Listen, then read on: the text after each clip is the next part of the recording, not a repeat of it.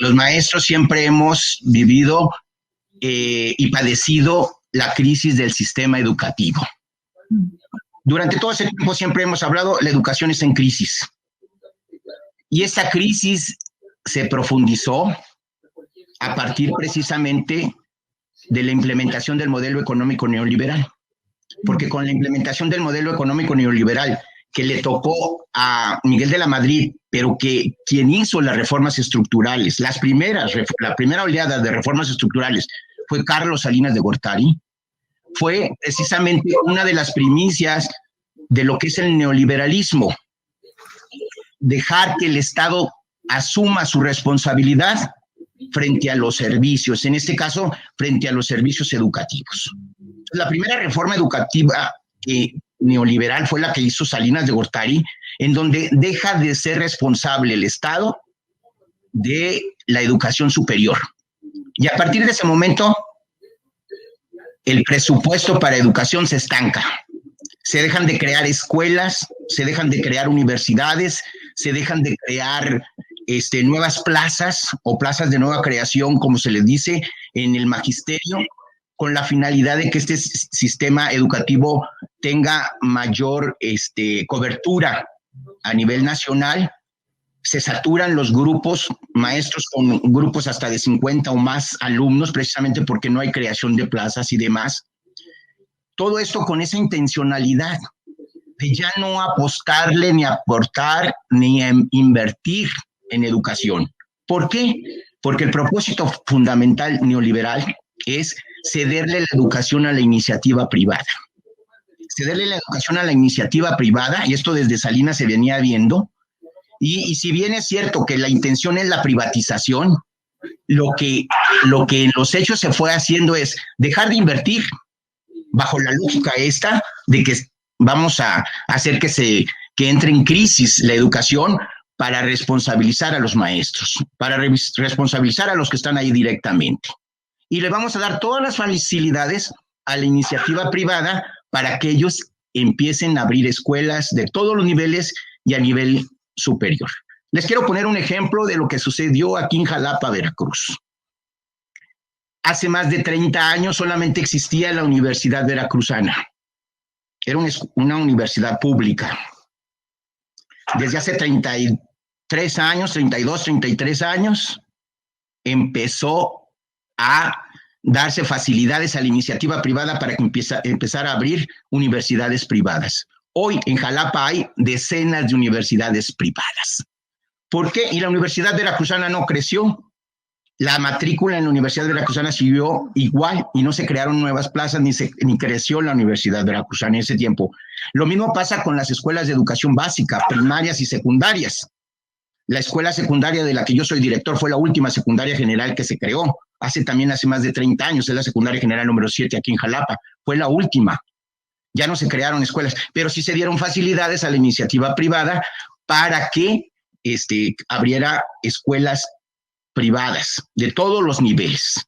Entonces, se deja de invertir y cuando ya no hay esas facilidades, no se invierte lo que la UNESCO y la ONU recomiendan que se debe de aportar del presupuesto federal para la educación. Entonces empieza a haber también una grave crisis en construcción de escuelas, de aulas, de todos los servicios educativos y demás. Pero entonces, perversamente, el sistema a quien responsabilizó fue a los maestros. Nos echó la culpa y nos responsabilizó a nosotros. Con toda una campaña de medios, ¿sí? Los medios masivos, las principales televisoras, Mexicanos Primero y todos ellos empezaron una ofensiva hacia el magisterio diciendo que nosotros éramos los responsables. Y justifican una reforma eminentemente punitiva en contra del maestro.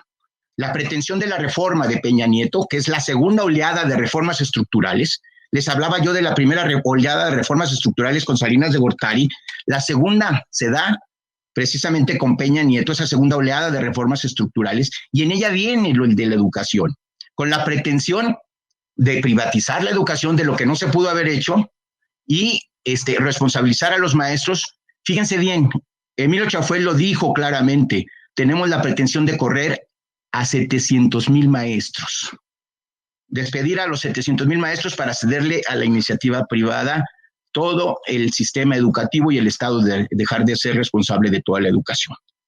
El primer gran reto que tiene hoy la educación en la cuarta transformación es acabar con cualquier indicio de ese proyecto neoliberal en educación. ¿Por qué? Porque el primer gran logro que hemos tenido los maestros con este nuevo gobierno y con la cuarta transformación es haber derogado esa reforma educativa que se conoce o se hacía llamar como reforma educativa, la mal llamada reforma educativa de Peña Nieto, que no era nada más que profundizar esas reformas estructurales hacia la educación para dejar que el Estado ya no se hiciera responsable de la educación y cedérselo todo a la iniciativa privada. Viene una campaña muy profunda contra los maestros, muy intensa. Por eso yo considero que el primer gran logro en materia educativa de este nuevo gobierno de la 4T fue haber derogado esa reforma.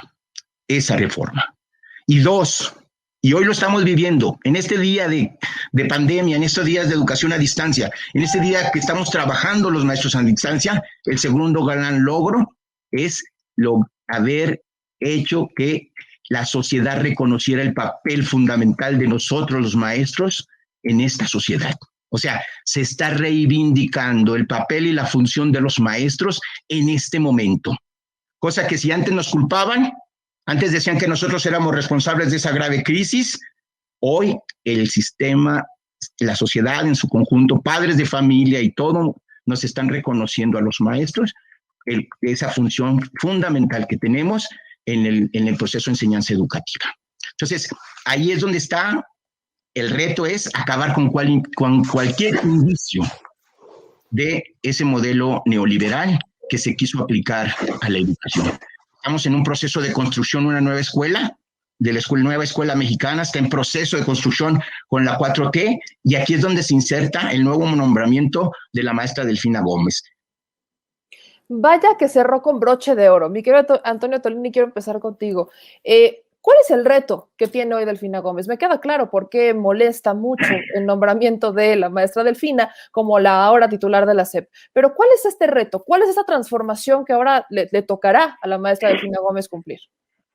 Bueno, yo creo que lo principal que tiene Delfina es romper la lógica mercantilista sobre lo que se entendió como un servicio privado durante tanto tiempo y que en realidad es un derecho. Derecho, en la cuarta transformación se está buscando garantizar de manera general, universal, incluso con varias cosas. Las universidades Benito Juárez e incluso también la eliminación o la propuesta de buscar eliminar los exámenes de admisión en distintas universidades, también incrementar el presupuesto para que no solamente existan plazas, sino también infraestructura y capacidad. Pero bueno, Delfina Gómez, que además es muy curioso porque es maestra del sindicato, tiene 2 maestrías del Tecnológico de Monterrey, es una persona preparada, especialista en materias de pedagogía, es una mujer que además fue candidata al gobierno del Estado de México y logró el mejor resultado que ha logrado un partido de oposición en este enclave priista del Estado de México. Creo que lo que sucede con Delfina además es bien interesante porque viene de ocupar una posición que antes ostentaba Esteban Moctezuma, señalado por haber participado dentro de los sexenios salinistas, por tener obviamente una relación con Grupo Salinas, hoy ya el embajador de México en Estados Unidos, o bueno, pronto a ser ratificado al menos por el gobierno del país vecino. Pero es bien interesante cómo ahora ya tenemos a un perfil que es diametralmente distinto al que teníamos antes, una mujer maestra de abajo, sindicalizada, que forma parte del gremio y que creo que tendrá que romper esta lógica mercantilista y sobre todo también enfrentarse al tremendo clasismo y a la discriminación que gira alrededor de ella por distintas condiciones, por distintas realidades. Yo creo que Delfina tiene toda la oportunidad y además capacidad para poder lograrlo, romper estas visiones discriminatorias que operan sobre ella, pero también sobre la educación. Hablaba hace un momento sobre la lógica mercantilista que se habrá de romper con la incorporación de universidades Benito Juárez, la ampliación de la plaza, la ampliación de las capacidades de infraestructura, también la eliminación de los exámenes de admisión, pero también las becas que existen entre los programas sociales, por ejemplo, Jóvenes Construyendo el Futuro, que se da para jóvenes que están trabajando, pero también para los que están estudiando en preparatoria. Entender que la educación es una manera de formar criterio e identidad para que la gente pueda entenderse a sí mismo, pero también su lugar en el mundo. Esa idea, ese proyecto, esa visión social que por supuesto entiende, conoce y proyecta en sus acciones del FINA, creo que es lo más importante que la Cuarta Transformación tiene. Y por supuesto creo que poner muy en alto el nombre de un profesor del gremio magisterial y ahora estar en la máxima posición de tutela y de decisión respecto a política educativa, yo creo que es una muy buena señal de la Cuarta Transformación. Mi querida Jazz, ¿hacia dónde va encaminado, mi querida Yasmín Ugalde? ¿Hacia dónde vamos encaminados con estos retos? Bien, ahí se menciona en esta primera cápsula de cuarto grado que lamentablemente se intentó privatizar la educación, se olvidó a la escuela pública y se le ha dado todo el privilegio y todo el impulso a la escuela privada. Así es, Meme. Precisamente lo decía el maestro Abelardo de manera puntual, nos hace un recorrido de manera breve, pues, ¿no? Pero que aquí lo hemos repetido en varias ocasiones en estos espacios. O sea, es decir, primero que nada, como reto, más que un reto que tenga la Cuarta Transformación en términos de educación, es una deuda. Hemos planteado que somos un proyecto que entre las varias deudas que tenemos, lo hemos comentado aquí, así como había que reivindicar la soberanía energética, también regulando esta reforma, había que echar atrás la reforma o la mal llamada reforma educativa. El maestro Abelardo nos hace una muy buena historia de cómo ha venido siendo la privatización, pero aparte lo enmarca precisamente en este nombramiento que recientemente se tuvo en la mañanera, donde si ustedes escuchan o si donde podemos escuchar a detalle el poderoso mensaje que lanza la maestra Delfina, donde ella misma resalta estos compromisos que ya se tienen, ¿no? Ella dice, no vamos a olvidar el abandono de las aulas, no vamos a olvidar el intento de privatización, este acorralamiento que ha habido en el sector educativo para que eso ocurriera, y no se va a olvidar la enorme deuda de reivindicar la imagen de los docentes. Por supuesto que sí, y aquí atraviesa esto que decía Antonio, por supuesto. Enmarcadamente con el nombramiento de Delfina, se ha desatado alrededor de él esto que ya vemos en otros espacios, pero que con ella ha sido particularmente remarcado, el tema de la discriminación, sectarismo, que ya existe ahí latentemente, pero que evidentemente, bueno, del gabinete es quien más ha recibido este tipo de ataques, ¿no?